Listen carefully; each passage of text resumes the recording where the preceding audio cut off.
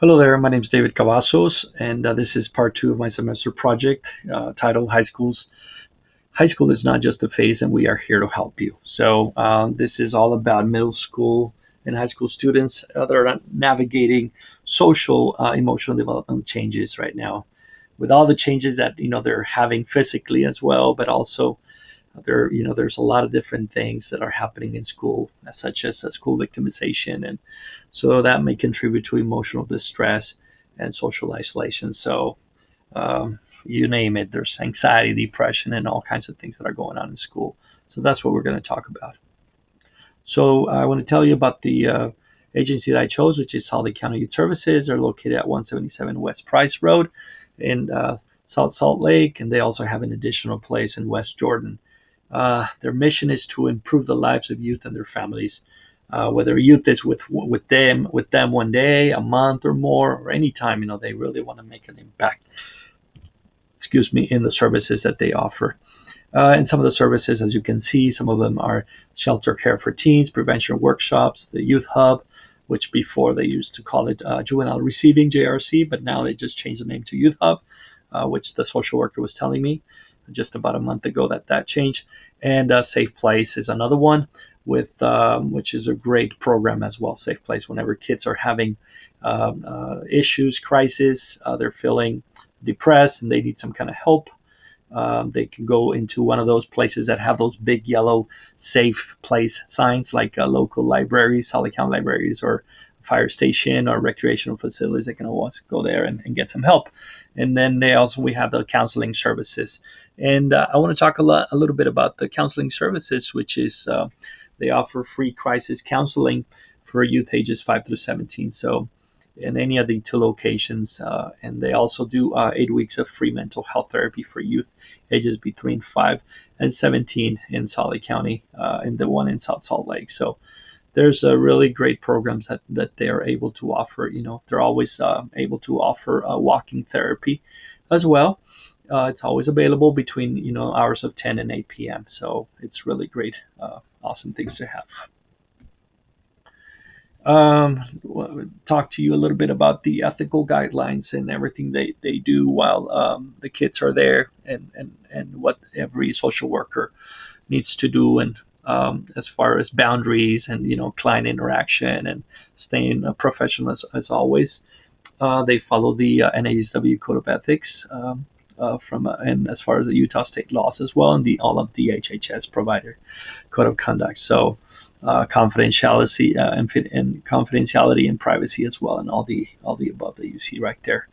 Person-centered care, culturally competent care, which is really great.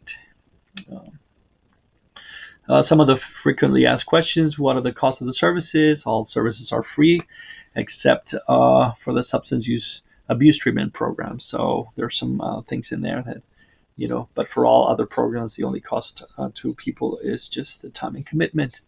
And how long can youth services help me and a child, a parent and a child? So that depends on the program they need. So crisis counseling at Juvenile Receiving Center has no limits until the 18th birthday, like it says, and it can be used as often as needed. So I think it's something really cool. So in regards to career growth at youth services, the social worker I talked to, it was a really great guy, and I really appreciate him giving me the time. We spoke for about maybe 45 to an hour.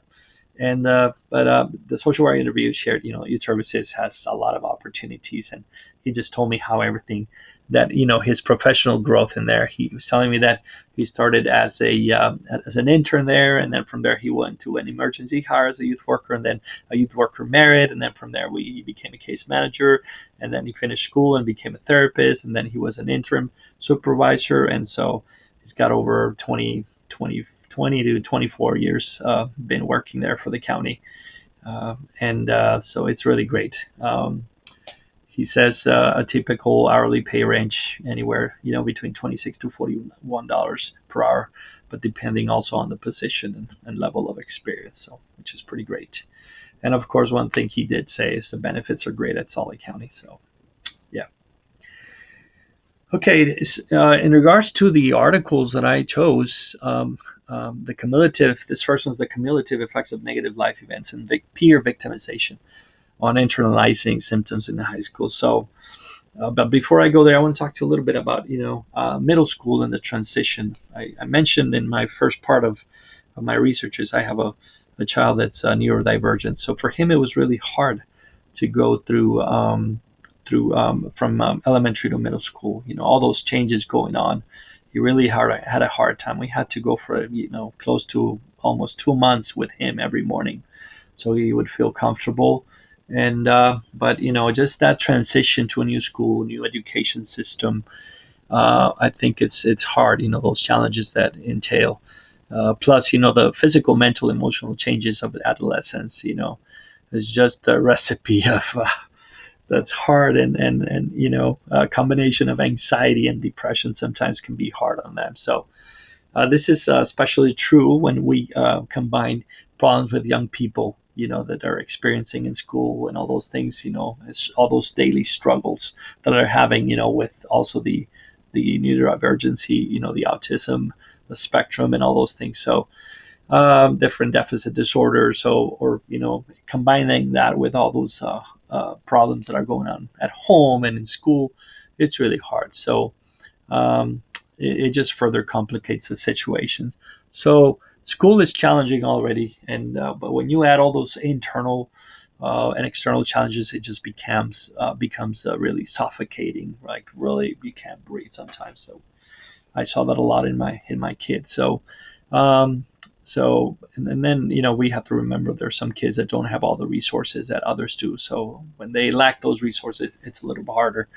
So the reason I chose this is because this article is just great, and it just focuses on the negative experiences and peer victimizations, how that can affect our teenagers' mental and emotional well-being. So if you look at the main areas of focus, peer victimization is an important risk factor for emotional problems. So if you're being bullied in school, if you're being harassed, excluded, mistreated, that just contributes a lot to all this distress and all that stuff. So if you put in that victimization associating with internalizing symptoms, teenagers may be especially vulnerable during middle and high school, and we know that they are. So if you put all those different points in there, it's hard. That's why the article suggests of taking a broad view of what is really happening in this situation. So just looking at the whole picture is really, really important, and not just only considering the bullying itself, but everything, all the stressful and the negative stuff that's going on. The second article I chose is called Diverse Experiences of Cyber Victimization Among Middle and High School Students. And the article, main areas of focus on cyber victimization, comes in many shapes and forms.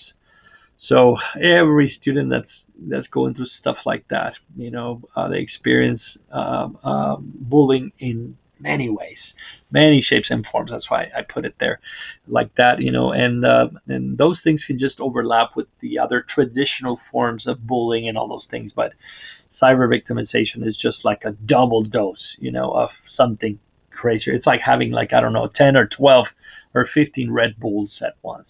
I think it'd be really hard. So it's just like it says there, cyber victimization will double the stress, So again, taking a broad view of what is happening is extremely important. The licensed social worker I chose, Chris Brushney, awesome person, and he's been there for many years. And here are the interview questions I did. What are the signs that a teenager is being bullied in high school? His response was becoming withdrawn, isolation from friends, family, changes in behavior, the ability to concentrate, sleep patterns change, everything, something changed. How to stop cyberbullying in high school? He said, honestly, plain and simple, the best way is just to get them off social media. I think that's it. Another interview question, what strategies does your agency have to reduce bullying in high school? He said the psychoeducation programs that they do. There's one that I called Me Time, staying connected with your kid that reduces mild depression symptoms and stuff like that. Those are all evidence-based programs that they have. And of course, talking with therapy like him. Where can the parents of a teenager who's suffering from anxiety or depression go? He said, well, they can come to us, youth services 24/7, and they have a therapist 7 days a week, so which is really awesome. Another question was, what resources are available for adolescents with mental health problems? So his response was the counseling, the crisis residential counseling team, the prevention groups, the prevention team, the family groups, the after school programs they have, and of course the family peer support, which is really great as well. What type of therapy does your agency offer for teenagers? He said trauma focused CBTs. He really went about DBT skills and a lot of consequential thinking DBTs. He says he really derives to it are some of his go-tos. I want to conclude by reading this to you. Teenagers who are bullied, whether physically or verbally, or cyberbullied, bullying suffer mental health consequences. So for this reason, parents, guardians, and teachers must be attentive to the signs that young persons need help. So it's important for us parents to understand what's going on, what our children are, and all those things. We need to be aware of them. We need to really be aware and become part of their life and understand what's going on. So it's very important because we just need to be attentive to that. And I want to end this presentation by saying that CBTs and social emotional learning can help teenagers cope with all the struggles that they're going on in their school. School victimization that they're going through, all that bullying, that's going on. All that cyberbullying, all that separation, all that extra anxiety. That double dose of stress and this stress that's going on. It's hard for them. So CBT helps them manage negative thoughts and emotions, while SEL builds emotional regulation, communication, and relationship skills. So with support from families, friends, teachers, coaches, social workers, therapists, a good positive friend, this can help teens build resilience and feel safe and supported. So I just want to thank you. Thank you.